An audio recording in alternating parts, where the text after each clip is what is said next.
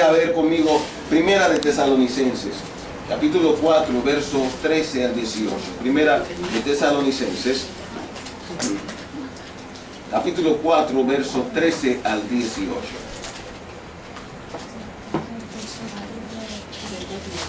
A pesar de que la palabra rapto o arrebatamiento de la iglesia no se encuentra en la palabra de Dios, podemos dar veracidad a este inminente acontecimiento que se producirá muy pronto. La palabra rapto es derivada del latín, que quiere decir rapio, rapere, raptus, y la palabra griega, que es arpazo. Esa palabra quiere decir llevarse, quitar bruscamente, desvanecer, remover, arrastrar, secuestrar o levantar con fuerza. Quiere decir esa palabra. El libro de Tesalonicenses, Primera de Tesalonicenses 4, 13 al 18 dice así: Tampoco queremos, hermanos, que ignoréis acerca de los que duermen, para que no os entristezcáis como los otros que no tienen esperanza. Porque si creemos que Jesús murió y resucitó, así también traerá Dios con Jesús a los que durmieron en él.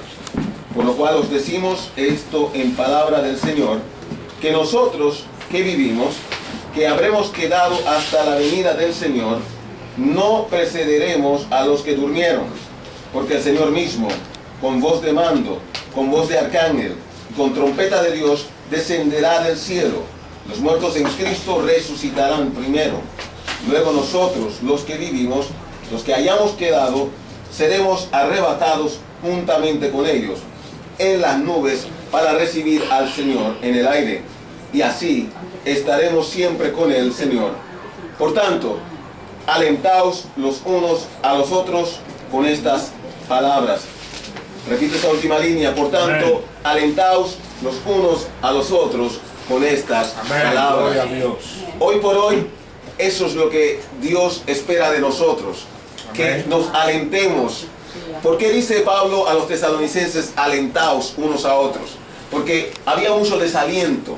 Porque había mucha gente que estaba apática, había mucha gente que estaba desalentada, desanimada, estaban ya guindando los guantes.